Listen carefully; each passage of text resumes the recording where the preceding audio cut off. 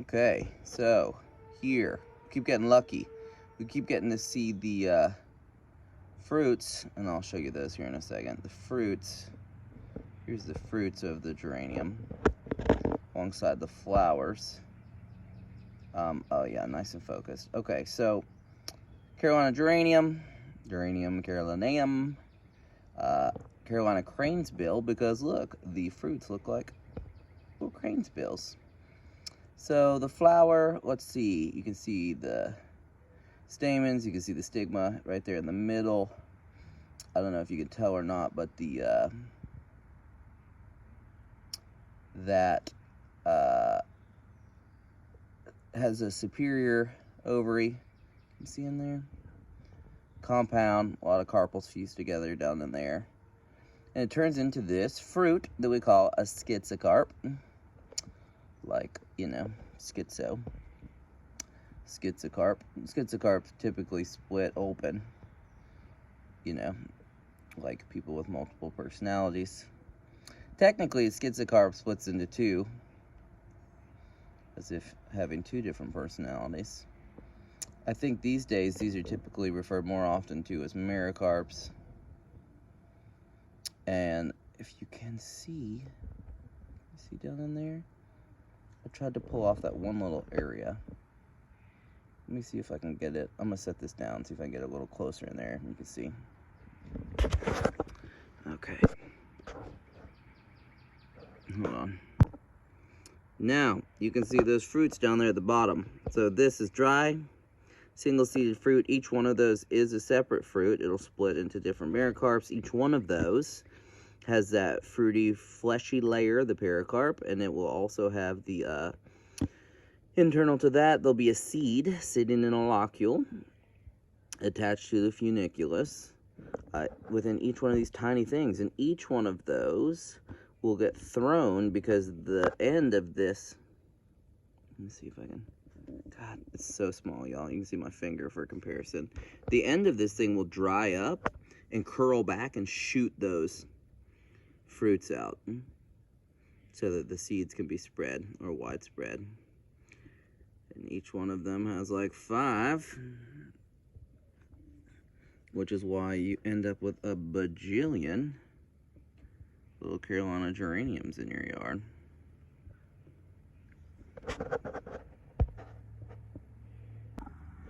Got some more tiny fruits and flowers.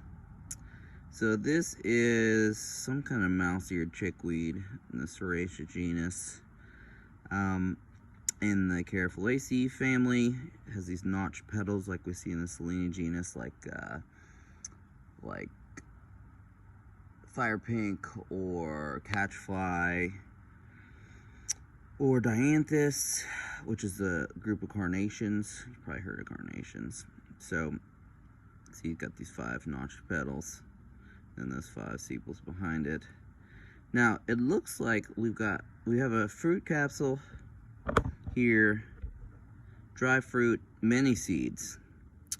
I'm gonna try and pull it open carefully. It looks like a septicidal capsule, meaning that it's separated into septa or dividing compartments between the pericarps. You can kind of lightly see those lines there. I'm gonna try and pull this open and show you guys the seeds down in there. Honestly, kind of crazy what we can do with our phones these days. That's my finger, just for comparison. This is tiny. Hi, cat boy. What you doing? So here you can see that these slivers kind of split into separate compartments or septa. And you can see the tiny little seeds, the dry seeds, in there. So mouse-eared chickweed. Mouse-eared chickweed. Looks like we have a cymus inflorescence or a cyme, some type of cyme, simple. Monopetalous cyme, where that terminal bud in the inflorescence blooms first. So remember, cyme, determinate growth, meaning that most distal bud, or the bud at the end of one of these groups of flowers, blooms first. So, yeah, and septistal capsule for the fruit type of this mouse-eared chickweed. Here we have Aquilegia. This is Columbine. This is a cultivar in the garden. It's getting old, so it's as the bulbs get older and older, the plant color fades, which is a real bummer. Anyways, we've got flower beside fruit, which is awesome. Technically some kind of aggregate fruit, but these are a bunch of follicles. Okay, so here we have an aggregate fruit called a Felicium, which is just a bunch of follicles that are left over from this, that were formed from, thank you, Amy, from this Columbine flower. I'm gonna see if I can rip open these follicles and we can see all the little individual fruits in there. So dry, many-seeded, follicular aggregate fruit. Pull these open, give me 1 second. Okay, so we busted this open. One thing that's important to notice is that it's split. It's got one split in the top. That's kind of the difference between a follicle and a legume. We'll go look at one of those here in a second. I think there's some of those in the yard as well. See if we can zoom in on those. So all those seeds, you can't really see, but those seeds are typically linked to the funiculus, and the outside of that pod is pericarp. All right, so that's fused from that single pistil from within. Okay, here we have American vetch, the C. americana, easily recognizable Fabaceae flower with that banner at the top and the wings on the side. Wings on the side, then that keel in the middle. Now, this thing also forms a many-seeded fruit. This is a legume, right? This is what we notice is peas and beans. Peas, greens, potatoes, tomatoes. Focus. I don't know why it doesn't want to focus on that. Maybe if I set it down. So, legume. You guys all know legumes. Many-seeded fruit. Let me pull this open. Alright, this couldn't have worked out more perfectly. So I tore out that pistil, that simple pistil, superior ovary, usually 10 stamens in Fabaceae too. So we've got the pericarp of our legume. You can see all the little seeds. You can even see the funiculi, or those little attachments within the locular seed space within this fruit. And once again, this is tiny. There's my finger, right? American vetch, native Fabaceae. Many of them are invasive, like the Persian silk tree and wisteria and kudzu and so forth. They're so good at being invasive, remember, because they're nitrogen fixers too. So, Fabaceae, there's that flower, zygomorphic, with that bilateral symmetry. You can see simple pistil, legume, dry many-seeded fruit. Okay, now here we have a very bizarre fruit. We've got, this is a loculus little capsule. This is from the Iridaceae, the iris family. So you see the septa there separating those locules, or those areas holding the seeds in the fruit, and you can kind of see some underdeveloped seeds, and you can see the septa there. What's weird about loculus little fruits is they don't split at the septa. It would look like this fruit would split right here on these lines, but it splits halfway between each one. I left some on the iris in hopes that we can get enough dry ones to kind of show you how it splits when it splits, but just wanted to show you one that is about halfway to maturing. Alright, I found what looks like another septicidal capsule in the fruit of this Star of Bethlehem. Looks to be separated by septa. Just another cool example of a capsule for us to check out. Alright friends, let's talk a little more about fruits, but not fruits that are growing here yet. Also, I don't have an apple tree. Just plums. I tried to find an apple blossom, but haven't been able to find one. Either way, let's talk about some fleshy fruits. Fleshy fruits can be single or multiple seeded. We've seen the single seed like with the plum in the other video. And we've got some multi-seeded fleshy fruits. So, alright, so we know the pericarp is formed from the ovary, and that, I don't know why I'm having you guys stare at these fruit this whole time. Anyways, you know the pericarp is formed from the ovary, and it's got the exocarp and mesocarp and endocarp and fleshy fruits. So if we look at an apple though, we've got some weird things going on, okay? So this is a type of accessory fruit because we've got some other plant parts forming the outer fleshy fruit layer. And if you can remember, it comes from that hypanthium that we see in some rosaceae, but you've already seen a drupe with the plum from formed from the rosaceae or in the rosaceae family. So here in this apple, we've got something different happening. Okay, that hypanthium forms this extremely fleshy outer layer, and this inner part is essentially the that exocarp, mesocarp, and endocarp.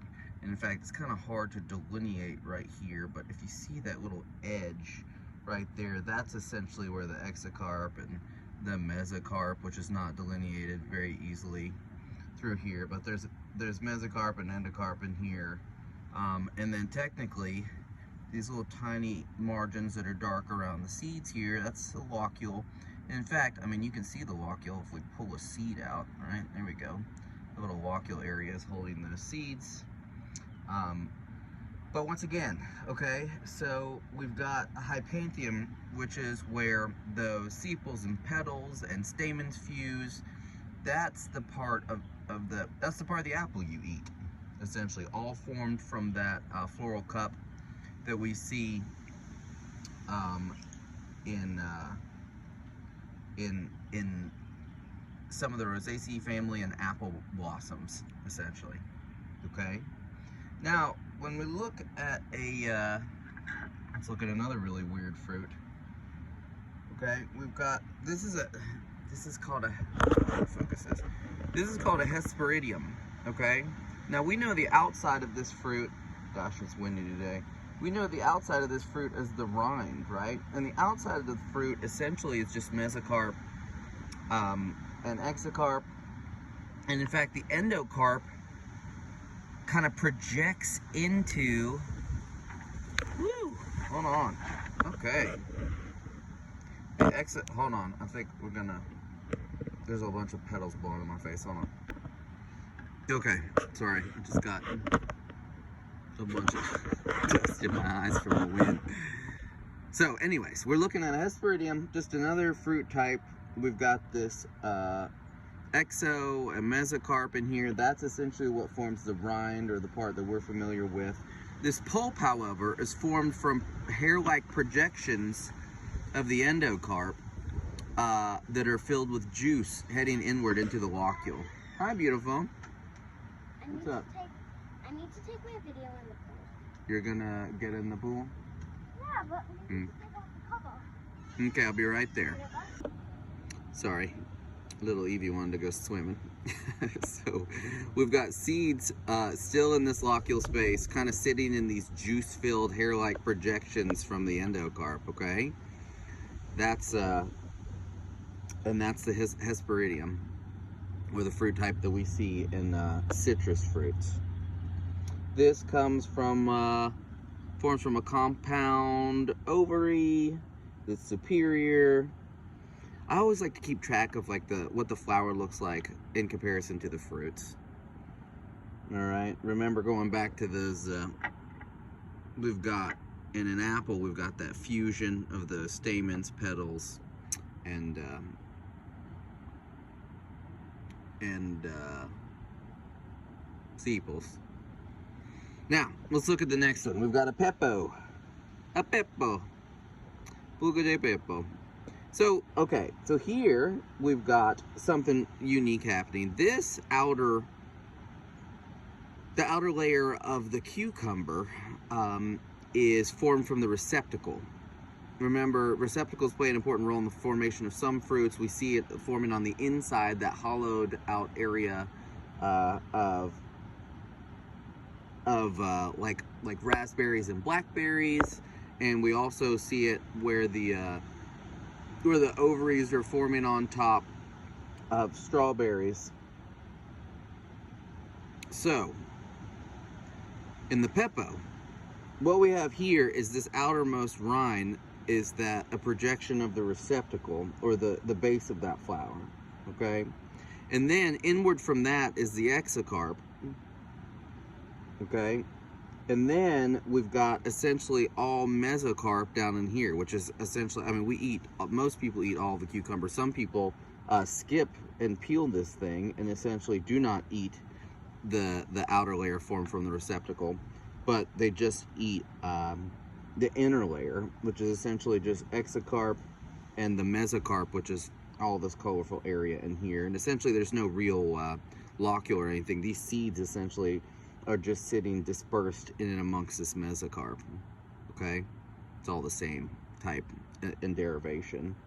And here we've got, I don't know if you've ever seen cucumber or squash or cantaloupe. I don't have any bananas, y'all, but even a banana is a Peppo, okay? If you slice a banana just like this cross-section, after taking botany, now you'll know that you'll notice that it looks very similar. The seeds have been highly reduced in bananas because we bred them to be nearly absent, but if you do that with a plantain, it looks almost the same, okay? Just a different type of banana, where we've got the hard outer peel essentially formed from that receptacle. But here we've got compound ovaries, or compound pistils rather, and inferior flowers, because that ovary lies inferior in the flowers that form Peppos. Okay, so we got Peppos, Hesperidiums, and then we've got this accessory fruit because we've got a lot of the fleshy area that's edible formed from that Hypanthium. Okay, just some other fruits that are commercially available. Fleshy, multi-seeded fruits is what we're looking at in these examples. All right, here we have some mustard family. This is Daikon, known as forage radish. A season or two ago, I threw it out just to let the roots rot and die down into the clay soil to kind of enrich it as the worms work through the soil. Forage radish is commonly planted that way to kind of reinvigorate farmland. Hello, Katniss. Katniss is our guest at this moment. So, 4 petals in a cross shape, kind of distinctive, the 4 free petals. We don't have any fruits forming quite yet because it would be nice to see a siliqua, but we do not have one at the moment. I'll try and do a follow-up video, but nice number of the Brassicaceae family, or good representative of our brassicas. All right, y'all, I finally have a siliqua, which is an example of a dry, many-seeded fruit that's dehiscent that we find in the Brassicaceae, or the brassica family. This I took from the mustard flower. I had to wait. It took a while for it to mature, maybe a week or so. So if I can, try and zoom in there. So I accidentally split, focus, come on. If you can see in the middle there, I accidentally split the seed down the center. And I don't know if you can see some stringy stuff right in there though, but that's that replum that stays attached, and both sides of the pericarp kind of fall away. Whereas, I mean, if you think about a legume or a bean, right, you've got the seeds attached to the funiculus, which are attached to the pericarp, whereas here we've got these seeds attached to this center portion that we call the replum, and then the pericarp, and each of those empty sides of the pericarp that we call valves fall away when it dehisces or splits in two, and then you're just left with this exposed seed on the rhipium that will break down and fly away or be eaten or whatever. But it's just a difference in the overall architecture layout of this fruit type. I think it's the last one to try and get for you guys. So you can see the hold on, there's one unopened, and I mean I'm super zoomed in, so this is maybe an inch. Just to give you an idea. Siliqua. It looks like silique or siliqui or whatever, but it's siliqua. Got another one here. Here, of course, one of the few things even non-biologists can identify. Cedeno Lionhead. So, you can see the little seeds down in there, obviously. The fruits. These are the single-seeded fruit types. Alright, so they're indehiscent. They did not split open. So this is called a cypsela, and something we see specific to the Asteraceae or the sunflower family, although the disc flowers in most